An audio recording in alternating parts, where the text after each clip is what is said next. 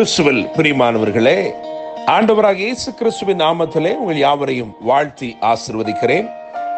இந்த நாளுக்கென்று தேவன் நமக்கு அருளியிருக்கும் ஜீவ வார்த்தை யோவான் எழுதின சுவிசேஷம் 11ஆம் அதிகாரம் 40வது வசனத்தில் இருக்கிறது.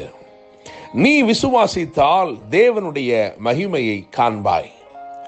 மார்த்தாளிடத்திலே ஆண்டவர் இயேசு சொன்ன வார்த்தையை தான் இங்கே வாக்குத்தத்தமாய் வாசித்திருக்கிறோம். அது அன்று அவர்கள் வாழ்க்கையில் உடனே நிறைவேறினது போல இன்று தேவன் உங்கள் கண்களுக்கு முன்பாகவும் தம்முடைய மகிமையை விளங்க பண்ணுவார். விசுவாசியுங்கள். பெத்தானியாவிலே பிரதானமாய் 2 வீடுகளை குறித்து வேதம் நமக்கு போதிக்கிறது. ஒன்று குஷ்டரோகியாயிருந்த சீமோனுடைய வீடு. மத்தேயு 26ஆம் அதிகாரம் 6 முதல் 13 வரையுள்ள வசனங்களையும், லூக்கா 7ஆம் அதிகாரம் 36 முதல் 50 வரையுள்ள வசனங்களை வாசிக்கும் பொழுது நீங்கள் அறிந்து கொள்ளலாம். இரண்டாவதாக பெத்தானியாவில் இருந்த வீட்டை குறித்து யோவான் 11ஆம் அதிகாரத்திலே எழுதியிருக்கிறது. அதாவது மரியாள், மார்த்தாள், லாசரு என்பவருடைய வீடு. இந்த 2 வீட்டிலுமே இயேசு அங்கே அவர் அமர்ந்திருந்த பொழுது, போஜனம் பண்ணின பொழுது, இந்த 2 வீடுகளிலுமே அவருடைய பாதத்திலே பரிமள தைலம் பூசப்பட்டது, தைலம் ஊற்றப்பட்டது. தைலம் ஒரே தைலம்தான், ஊற்றின நபரும் ஒரே நபர்தான். ஆனால் ஒரு வீட்டில் அதன் வாசனை அந்த வீடு முழுவதையும் நிரப்பிற்று என்று வேதம் சொல்கிறது. மற்ற வீட்டிலே அப்படிப்பட்ட வாசகத்தை நாம் காண முடியவில்லை. காரணம், ஒரு வீடு இயேசுவை கனப்படுத்த அறிந்திருந்தது. சீமோன் சுகமாக்கப்பட்ட சீமோன், அதாவது குஷ்டரோகியாயிருந்து சுகமாக்கப்பட்ட சீமோன் இயேசுவுக்கு விருந்தளிப்பதை அவன் செய்ய போகும் பெரிய கடமையாக பார்த்தான். ஆனால் மரியாள், மார்த்தாள், லாசரு என்னும் இவர்களோ அவரை கனம் பண்ண வகை தேடிக்கொண்டே வாழ்ந்தார்கள். எவ்விதத்திலெல்லாம் அவரை கனப்படுத்த முடியுமோ, எவ்விதத்திலெல்லாம் தங்கள் நேசத்தை வெளிப்படுத்த முடியுமோ, அவ்விதத்திலெல்லாம் அவர்கள் தங்கள் நேசத்தை வெளிப்படுத்தினார்கள். என்னை கேட்கிற தேவனுடைய பிள்ளைகளே, எனவே மகிமையில் ஒரு வித்தியாசத்தை பார்க்கிறோம், அற்புதங்களிலே ஒரு வித்தியாசத்தை பார்க்கிறோம். அந்த ஒரு இடத்தில் மாத்திரமே அங்கே அந்த குஷ்டரோகியா இருந்த சீமோனை குறித்த சம்பவங்கள் எழுதப்பட்டிருக்கிறது. அதை தொடர்ந்து அப்படிப்பட்ட காரியங்கள் ஒன்றை வேதத்தில் பார்க்க முடியவில்லை. இயேசு தாமே அங்கே கேட்கிறார், சீமோனே, நான் உன் வீட்டுக்கு வந்தேன், நீ என்னை கனம் பண்ணவில்லை, நீ என்னை முத்தம் செய்யவில்லை, நீ என் தலைக்கு எண்ணெய் ஊற்றவில்லை, ஆனால் இவளோ என் பாதங்களை கண்ணீரினால் நனைத்து தைலம் பூசுகிறாளே, இவள் மிகவும் அன்பு கூர்ந்தாள் என்று சொல்லுகிறார்.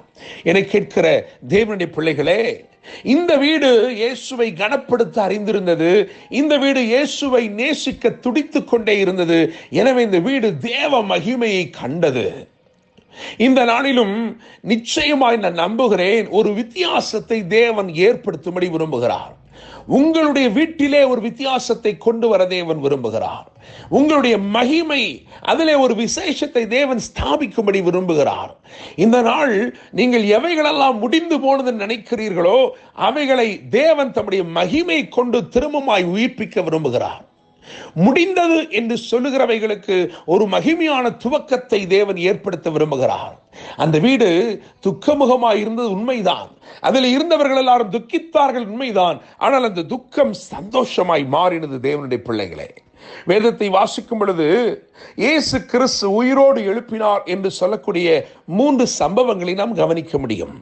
முதலாவது சம்பவம் லூக்கா 8ஆம் அதிகாரத்திலே 54 முதல் 56 வரையுள்ள வசனங்களை வாசிக்கும் பொழுது அங்கே எவிருவின் மகளை இயேசு உயிரோடு எழுப்பினது அங்கு எழுதப்பட்டிருக்கிறது. 12 வயது நிரம்பின எவிருவின் மகள் உயிரோடு எழுப்பப்படுகிறாள். என கேட்கும் தேவனுடைய பிள்ளைகளே, அவர் ஏன் அவளை உயிரோடு எழுப்பினார் என்றால், யூதர்கள் நம்பினார்கள் 12 வயதிற்கு பிறகு இருக்கிற காலம் கனி கொடுக்கும் காலம். எனவே அவர் கனி கொடுக்கும்படிக்கு அவளை எழுப்பினார். புதுக்கனிகளை கொடுக்கும்படிக்கு உயிர்ப்பிக்கிற தேவன் நம்முடைய தேவனாய் இருக்கிறார். இரண்டாவதாக லூக்கா 7ஆம் அதிகாரம் 11 முதல் 15 வரையுள்ள வசனங்களை வாசிக்கும் பொழுது அங்கே ஒரு வாலிபனை குறித்து பார்க்கிறோம். முதலாவது ஒரு சிறு பெண்ணை குறித்து பார்த்தோம். இங்கே ஒரு வாலிபன் இருக்கிறான், நாயினூர் விதவையின் மகன். அவனை வாசலிலே இயேசு சந்திக்கிறார். அவன் மரித்து போனான் என்று அடக்கம் பண்ணும்படி கொண்டு செல்கிறார்கள். அந்த வாசலிலே, நாயினூர் வாசலிலே மரணத்தை நேருக்கு நேர் ஜீவன் எதிர்கொள்கிறது. ஆண்டவர் இயேசு அந்த மனுஷனை, அந்த பிரேதத்தை நிறுத்தி அந்த பாடையை தொட்டார் என்று எழுதியிருக்கிறது. உடனே வாலிபன் பிழைத்தான், அவன் எழுந்து உட்கார்ந்து பேசத் தொடங்கினான் என்று எழுதியிருக்கிறது.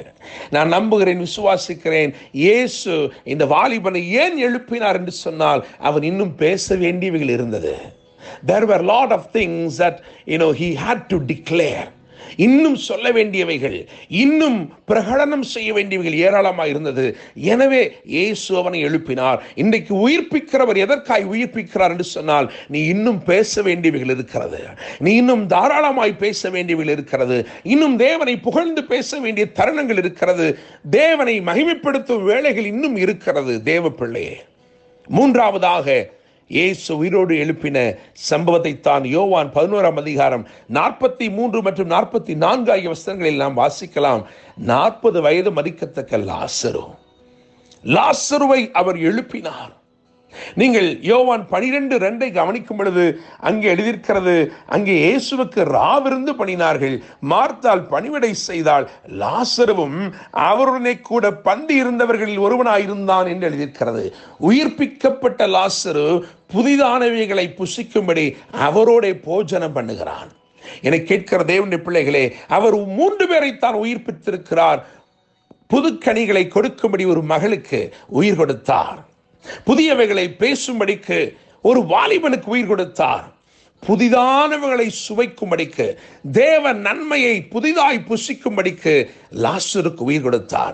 நீ விசுவாசித்தால் தேவனுடைய மகிமை காண்பாய் என்று கர்த்தர் சொல்லியிருக்கிறார். உங்களை கனப்படுத்தி உங்களுடைய வீட்டை தேவ மகிமையினால் நிரப்பும் நாட்கள் வந்திருக்கிறது. கர்த்தர் தாமே இந்த வார்த்தைகள் மூலமாய் இன்று உங்களை ஆசீர்வதிப்பாராக. என்றும் அன்புடன் pastor Daniel Moses. God bless you.